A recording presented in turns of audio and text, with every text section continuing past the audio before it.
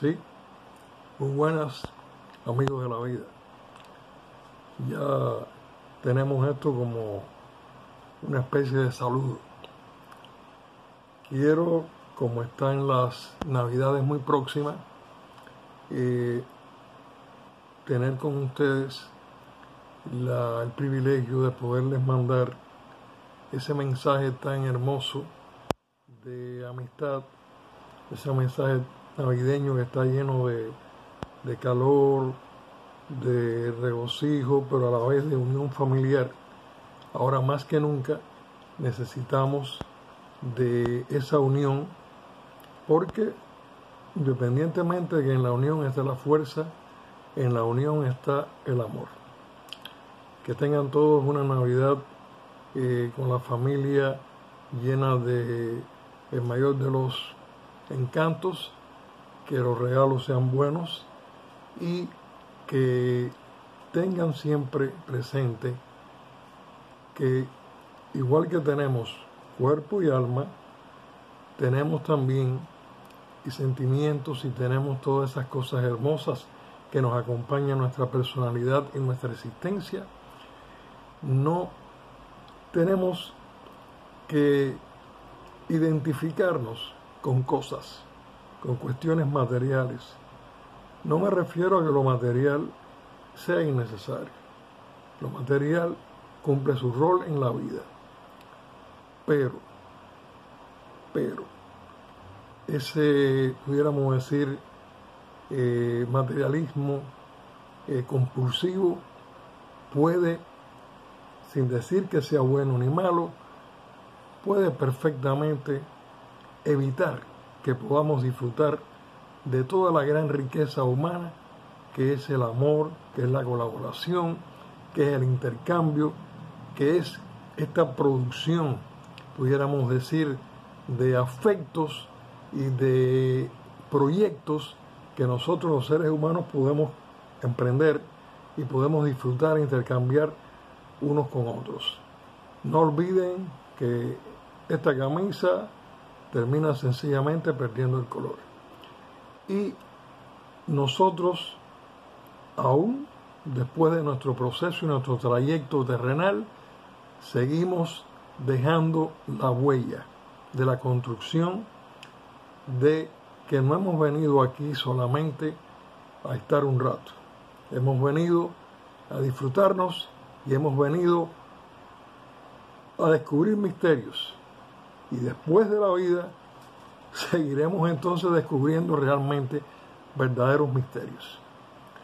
Bien, nosotros hemos hablado anteriormente, en los programas anteriores, hemos hablado de la asociación libre. La asociación libre nos lleva bastante tiempo porque el psicoanálisis tiene como técnica la asociación libre, que hace falta mucho tiempo y mucha pericia para poderle explicar. Ya hemos dicho que la asociación libre es el hecho de que el paciente empiece sin ninguna prohibición a decir todo lo que venga a su mente. En programas anteriores también hemos tratado de mostrar qué es lo que va rodeando el entorno de Sigmund Freud, rodeando el entorno del hombre, porque es bueno entender, cómo es que llegamos a la asociación libre, que hay.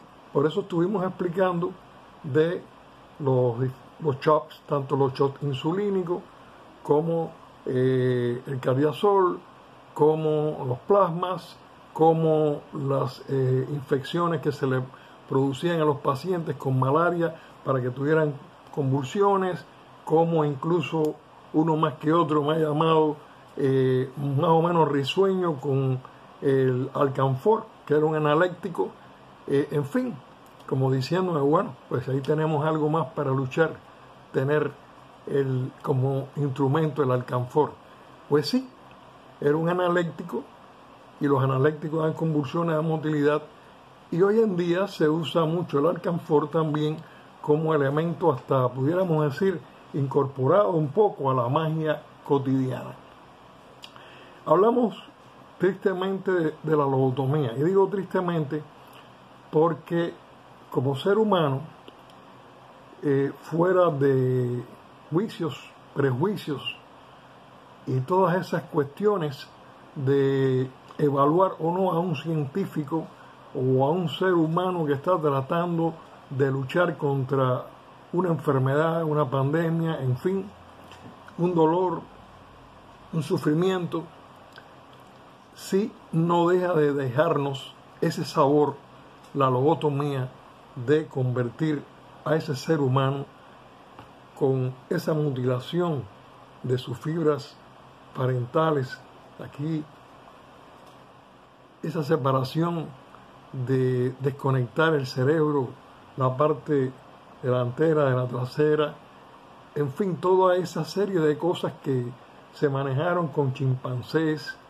y que a algunos saltaron de las pruebas con animales, que a veces hay que preguntarse también cuán, pudiéramos decir, genuinas o legales puede ser que nosotros hagamos toda esta cantidad de pruebas con animales, esa tortura, ese sufrimiento. Y hablábamos del famoso experimento que vio este señor de los electroshocks, Maduna, el italiano, cuando vio que, y el Hugo Celerity, cuando vieron la posibilidad de que los cerdos quedaran totalmente atontados con aquellas pinzas de 125 voltios para calmarlos.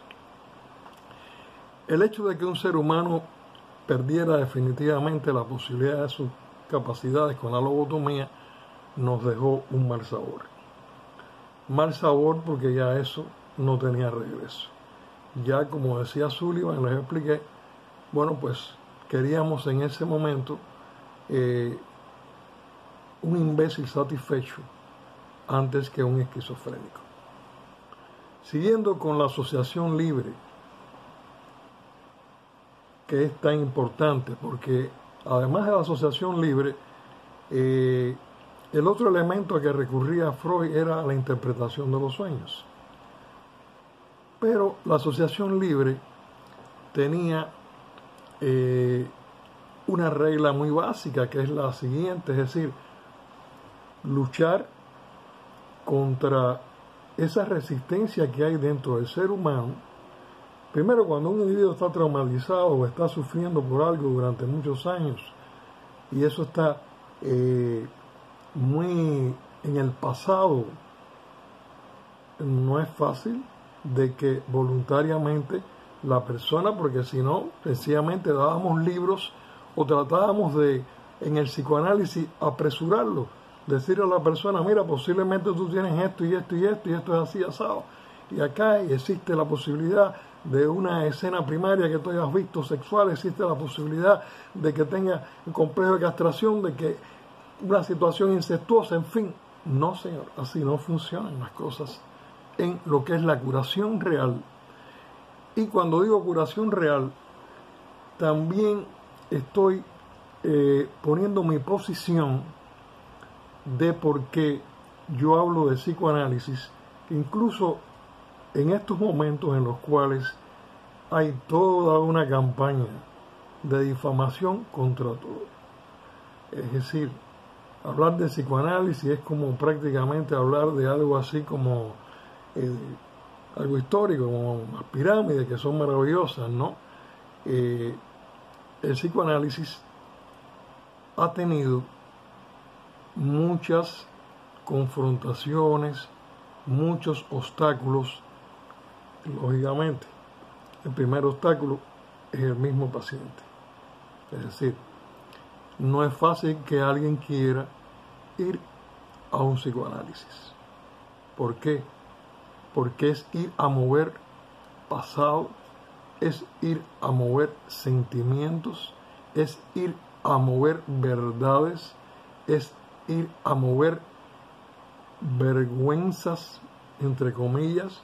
Es decir, ideas vergonzosas, ideas pecaminosas, está permeado de pecado, de culpas, de qué hice malo,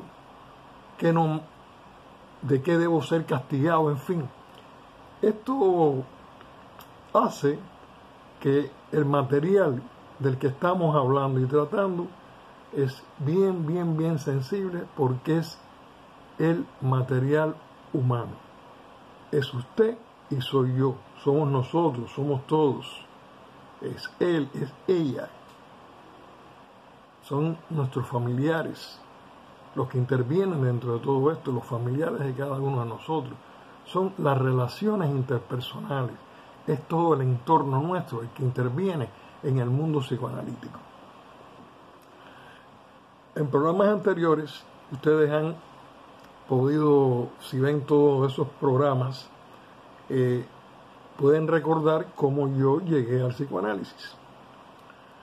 Es cierto también que todo esto, además de todas estas teorías, tienen mundos filosóficos que están influyendo en cada periodo histórico también. Por eso, antes de seguir con esta cosa tan complicada de cómo realmente el analista sabe que la interpretación al paciente es correcta, ¿cómo puede el psicoanalista destapar todos esos obstáculos? Porque la mente humana tiene una serie de fines conceptuales, y sobre esos fines conceptuales tiene que trabajar el psicoanalista. ¿Por qué? Porque estás luchando contra alguien que tiene ya un aparato psicológico formado con mecanismos de defensa, tratando precisamente de cubrir esa famosa llaga dolor que está dentro de todos los seres humanos, y que es el famoso talón de Aquiles, que no solamente está ahí en el pie o en el talón, no, el verdadero talón de Aquiles del ser humano está en sus emociones, en el balance de sus emociones con su intelecto, con su razón, ese intercambio tan poderoso que da seguridad al ser humano.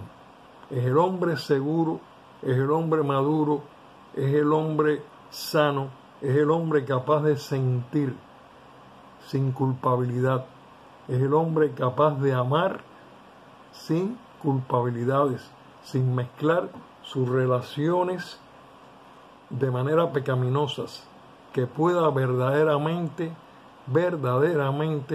utilizar todo su mundo afectivo en función de su real satisfacción y crecimiento. Yendo a cosas más concretas, tenemos que esa interpretación no es fácil. Pero ¿qué sucede? Que el mismo paciente, a través de la técnica psicoanalítica, de la capacidad que tiene el analista de interpretar correctamente cada uno de sus gestos, cada uno de sus resistencias, cada uno de sus exabruptos, cada uno de sus odios, agresividades, cada uno de sus silencios, cada uno, pudiéramos decir, de sus ademanes. El psicoanalista va ayudando a que a través de la transferencia el mismo paciente vaya tomando las fuerzas necesarias para él mismo como irse atreviendo a sentir. Atreverse a sentir no es tan fácil.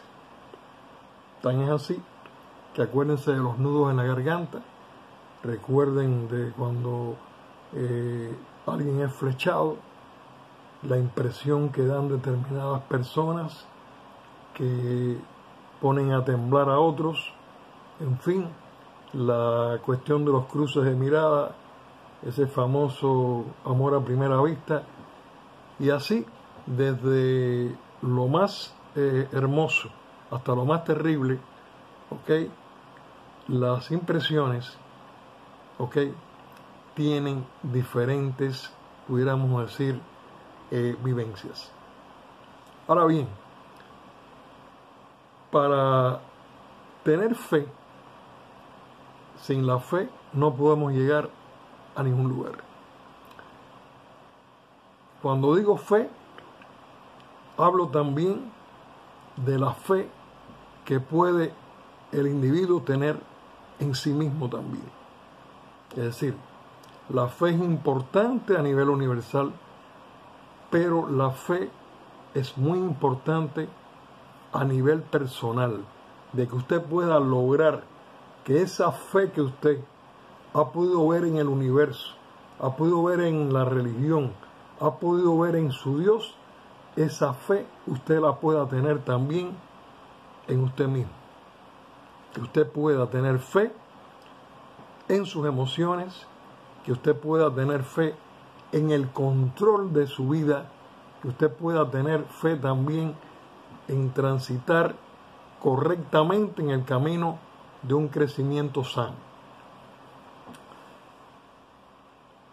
La cuestión de Freud,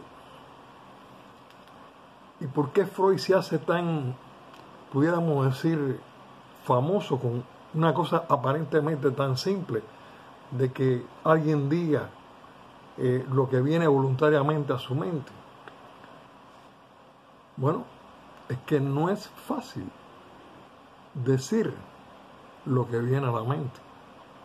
Y ustedes hagan un poco de ejercicio y se van a dar cuenta que, como yo decía en unos programas anteriores, casi todo el mundo empieza con el cielo, la luna, Pepe, Juan, Alberto, etcétera, etcétera.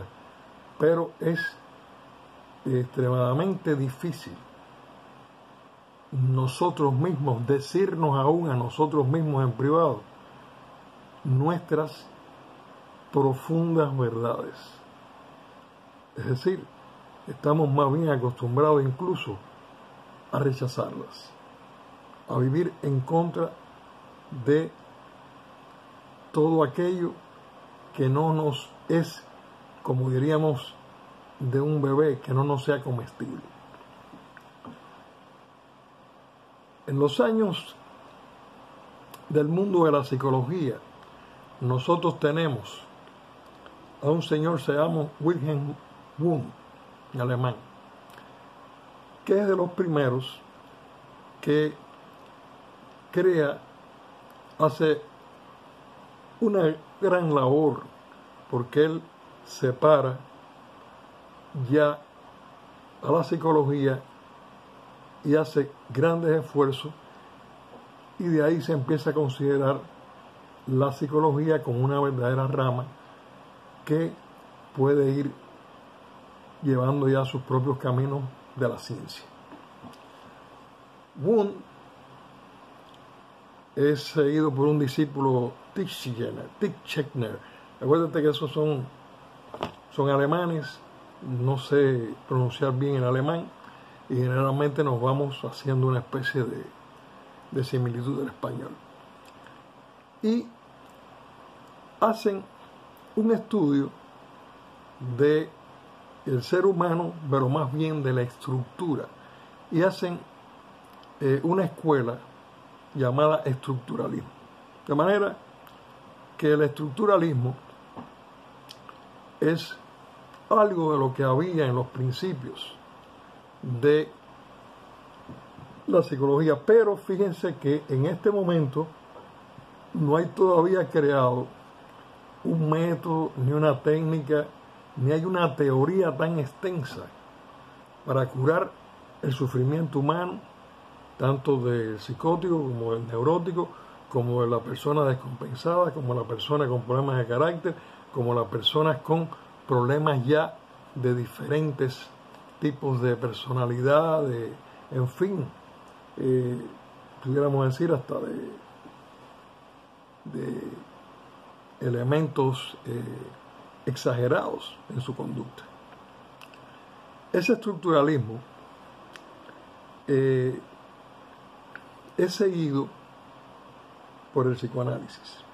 Es decir, Freud sabemos que tenía las experiencias de la hipnosis y tenía con Charcot y tenía las experiencias con Breuer de la catarsis. Es decir, que ya tenía la hipnosis y la cuestión catártica, pero no había resuelto todavía la cuestión de la histeria, una de las enfermedades tan importantes de la época de Freud. Después del psicoanálisis viene la escuela conductista. Esta escuela conductista está más o menos, pudiéramos decir,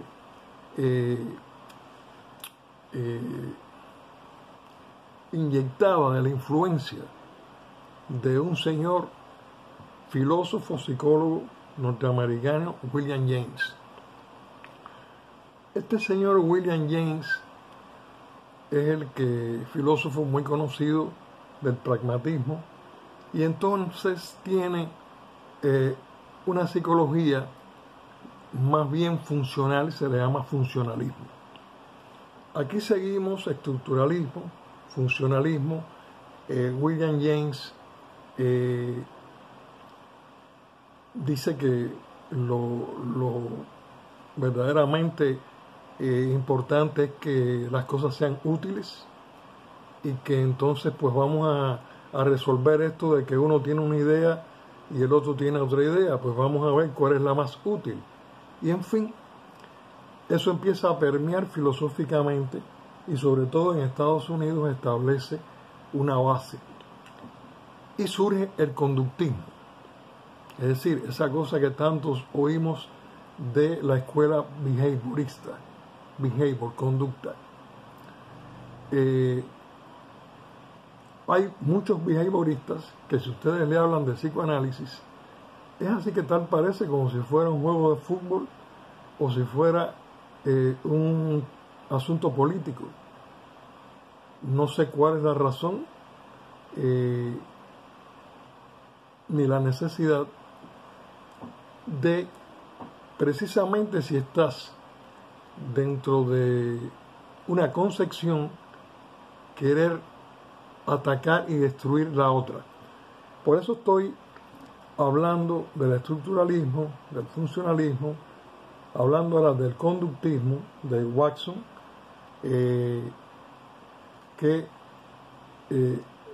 este conductismo de Watson, que casualmente coincidió también con el fisiólogo ruso Iván Pavlov, el famoso hombre de los perritos y de los reflejos condicionados.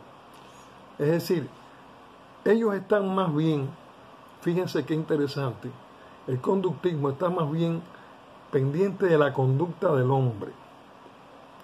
Pero fíjense qué interesante que todas estas doctrinas hasta ahora, ninguna considera de que hay que ir a lo interno del hombre. Con mi experiencia psicoanalítica, sin entrar mucho en profundidades investigativas, me doy cuenta de el mecanismo de defensa tan interesante, cómo funciona también a nivel colectivo, a nivel del inconsciente colectivo. Es decir, hay muchas escuelas que inmediatamente están borrando, tratando de eliminar el estudio de el individuo, es decir, el mundo interno individual y familiar, es decir, toda esa historia individual del individuo, que es la que se considera en psicoanálisis, que es lo que produce la neurosis. Es decir, según usted haya tenido una historia en su crianza, pues así usted va a estar acumulando traumas o produciéndose determinados problemas que pueden llevarlo tanto a psicosis como a neurosis o a ciertas, pudiéramos decir, tendencias en su personalidad. Digo esto porque he tenido experiencias psicoanalíticas y considero, estoy totalmente, pudiéramos decir, tranquilo y feliz de que si usted logra desollinar la chimenea que usted tiene en todo ese cerebro desde que nació hasta sus días, usted se va a sentir extremadamente bien. Ahora, lógicamente, ¿qué sucede? Tenemos una sociedad que nos está exigiendo un presente y nos está exigiendo además un presente exitoso. Todas estas cosas son un buen rompecabezas donde todos podemos ir poniendo un pedacito y un pedacito de cada una de las escuelas.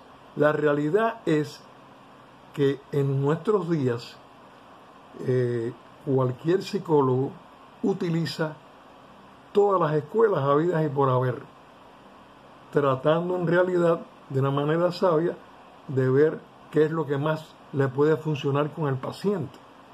Es algo recomendable desde el punto de vista práctico. Claro, desde el punto de vista de querer resolver, definitivamente, superar la situación y lograr una madurez y un entendimiento y poder sacar la carga afectiva, es la técnica de Freud, la técnica psicoanalítica, la única que logra entrar dentro del ser humano.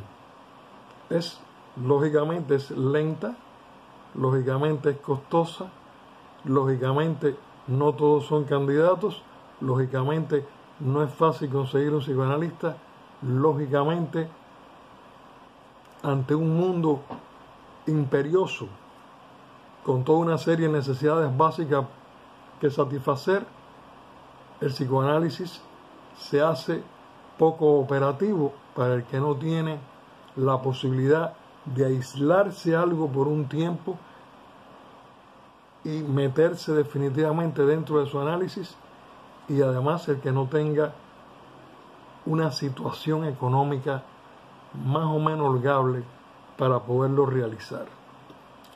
Vivimos en un mundo de cantidades.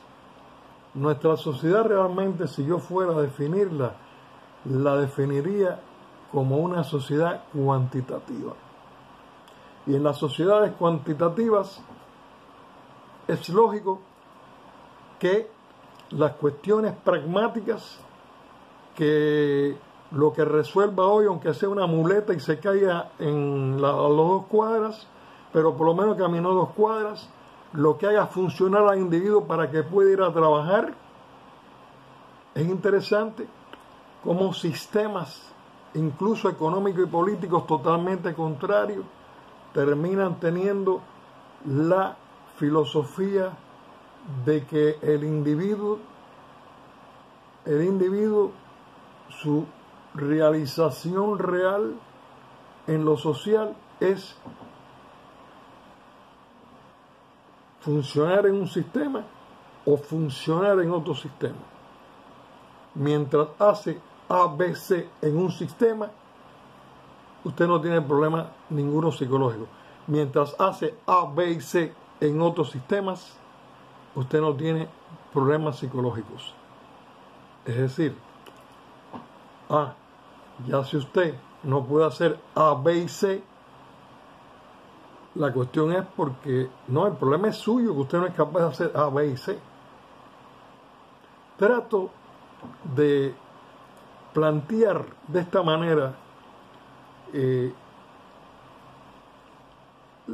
pudiéramos decir, a lo que estamos siempre sometidos como psicólogos o como psicoanalistas o como filósofos o como sencillamente un ciudadano común que tiene que caminar día a día por un mundo donde puede encontrar muchos obstáculos, pero que el verdadero obstáculo es el verdadero mazazo que puede encontrar con sí mismo. Y ese es el verdadero mazazo contra el que tenemos que luchar.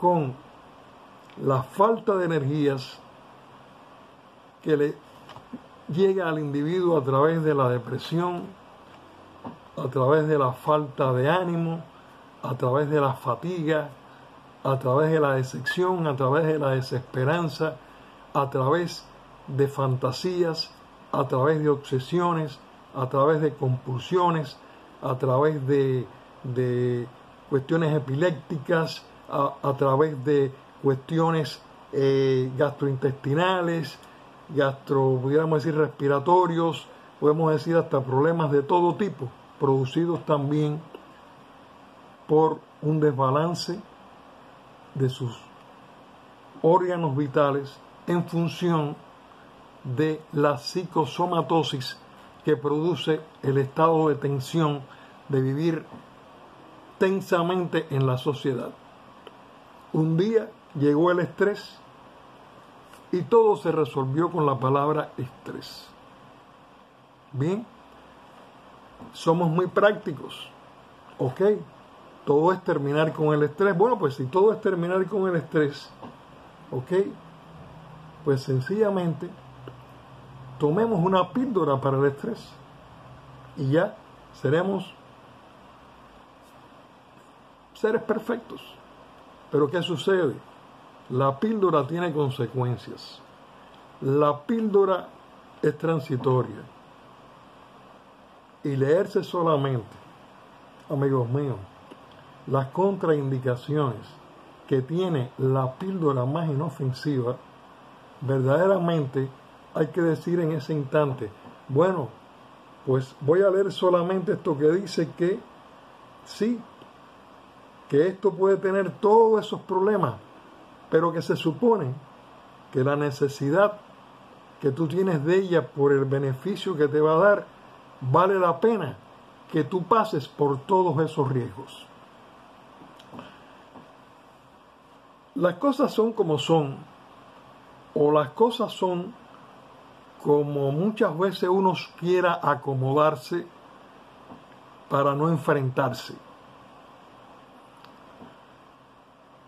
Siguiendo el hilo, tenemos también que después del conductismo vino también la cuestión de el humanismo, que lo consideran también, donde en realidad la cuestión está en resolver alimentación, necesidades básicas y hacer que el hombre tenga la menor cantidad de problemas. Ok, esto hace que todo sea un poco difícil porque el resolver la alimentación, el amor y la autoestima, la satisfacción de necesidades, no estamos planificados para tener esa filosofía de colaboración todavía en el ser humano. El ser humano todavía está alado por aquella, pudiéramos decir, vivencia tribal. Y el ego y el egoísmo humano es necesario en cada uno de nosotros para su sobrevivencia. La agresividad humana es necesaria en cada uno de nosotros para la sobrevivencia. Pero si nosotros no estamos educados psicológica y emocionalmente pero además de no estar educados psicológica y emocionalmente. Bien, nosotros estamos ante un mundo, ¿ok?, donde hay una real competitividad. La cuestión se nos pone bien compleja. Bien, y entre ese mundo tan competitivo tenemos que salvar a cada uno de los que sufren, pero tenemos que salvarlos a todos. Exactamente lo mismo que sucede ahora con la cuestión del coronavirus.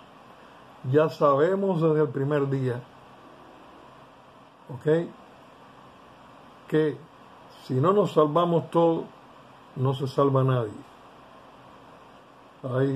Los científicos dicen esto, dicen aquello, hay muchísimos intereses siempre detrás de cada cosa, pero si la misma pandemia, todos nos decidimos y nos sentamos y ponemos sobre la mesa las realidades, cómo tenemos que funcionar con la pandemia, nosotros pudiéramos sanarnos. Pero mientras haya siempre intereses que evalúen o valoren que esto es más importante que lo otro, cuando no funcionamos a nivel universal, que es, pudiéramos decir, la idea de un Cristo que dijo, bueno, estamos aquí hablando de salvar a todos los hombres. Mientras no tengamos en la práctica esa mentalidad, es muy difícil cualquier teoría psicológica que pueda emplearse en la curación de todo el ser humano que se va quedando atrás, pero además del que está delante, porque la mayoría de las veces encontramos que los que van delante están tan o más enfermos que los que van en el medio y que los que van atrás, y sufren consecuencias tan terribles como el que más atrás está o el que está en el medio. ¿Por qué? Porque las bombas le suenan más cerca muchas veces al que está más delante. Amigos míos, nos quedan todavía hablar de otra, pudiéramos decir, escuela, la escuela de la Gestalt, donde es una escuela alemana que cree en la cuestión de la forma, que ha creado el isoformismo, el totalismo, la contemporaneidad y una serie de elementos donde Fritz Perls, uno de los miembros de la Gestalt, creó una terapia donde también si encuentras el mundo de la Gestalt, pues vas a ser una persona ya que puedes entonces superar y puedes resolver las cosas. En esto también decíamos que el anterior, el humanismo, lo que estaba era hablando de que si tú vas para adelante y si tú de verdad haces el esfuerzo, pero señores, y es aquí donde yo pongo el punto y el énfasis en el psicoanálisis. Ustedes me están hablando todos de manuales de autoayuda. Ustedes me están hablando todos de sugestión. Ustedes me están hablando todos de cosas que ya han fracasado. Prácticamente me están hablando de hipnosis, de sugestiones, de esperanzas. El psicoanálisis no habla de esa esperanza, de esa, vamos a ver, no, el psicoanálisis batalla día a día con ese paciente para hacerlo verdaderamente un ser que pueda comprender toda su compleja dinámica emocional, que aprenda a llorar, que aprenda a sentir por qué se deprime, que aprenda a manejar los conflictos infantiles, que se pueda meter dentro del mundo de la sexualidad infantil, de que pueda meterse en el mundo de las escenas primarias sexuales que el niño presencia en la mayoría de los casos, que se pueda enfrentar a todo aquello que le dio miedo, temor, todo aquello que pudo dejar huellas que parecían no borrables. El psicoanálisis sí quiere hacer del individuo alguien que tenga fuerzas internas reales, un hombre sano. Eso es lo que intentó Sigmund Freud. Seguiremos hablando de otras escuelas, porque les vuelvo a repetir, el buen psicólogo es el que saca lo mejor de cada escuela, porque en cada una de ellas puede albergarse alguna terapia. Es verdad que en un momento determinado, si usted tiene mucho temor a un avión, una de estas escuelas lo monta 60 veces en el avión, a la vez 61, ya usted se cansó de tanto montarse en el avión, ya las alas no le dan miedo, el viento no le da miedo, y ya usted sencillamente se monta voluntariamente en la 62, la 63, y a la 65 usted quiere ser piloto. Pero usted no ha resuelto ese núcleo que usted tiene dentro que le produjo la cuestión del avión. Es a eso a lo que me refiero. Esa es la diferencia del psicoanálisis. El psicoanálisis no quiere montarte 62 veces para que después de que ya tú seas un piloto, de pronto tú te sientas que estás cojeando. Y entonces hay que conseguirte un bastón y empiezas a cojear sin ninguna necesidad. Simplemente, lo que tú reemplazaste, el problema del avión, con el bastón. Hasta aquí, amigos, esta noche de escuelas, que no pudimos realmente hablar de por ejemplo, en el humanismo de Maloff, de Carl Rogers, que no pudimos hablar de Watson, en el conductismo, que no pudimos hablar de mucha gente, porque en la historia a la gente le encanta que le den nombres, que le den biografía, etcétera, etcétera. Es probable que nosotros hagamos ahora, antes de que termine el año, un poco de memoria con una biografía sobre Sigmund Freud, y también que hablemos un poco también de algunas experiencias del mundo psicoanalítico en relación a la terapia psicoanalítica. Que tengan una noche, pudiéramos decir, llena de paz, y como siempre, amigos de la vida, pronto con el próximo programa. Programa sí y programa. Entonces, muchos likes, suscríbanse, que seguiremos adelante. Esa es verdaderamente la motivación. El que ustedes vayan rompiendo toda esa, pudiéramos decir, enorme piedra, como si estuviéramos trabajando en una cantera, y vayamos seccionando y podamos mirar sobre ese fenómeno realmente qué contiene. Ese es el camino que nos hemos trazado. ¿Qué contiene el ser humano, el cerebro humano, las emociones humanas, el sufrimiento humano? Ese es nuestro camino. lógicamente tenemos que hacer historia y lógicamente tenemos que hablar de todo lo que el psicoanálisis tuvo, tiene y tendrá a su alrededor. ¿Y por qué? Tenemos la fe de que un psicoanalista con esa dedicación, con ese sacerdocio y con esa discreción y con ese talento y con esas ganas de ayudar es bien importante dentro del mundo que vivimos. Amigos de la vida, muy buenas noches.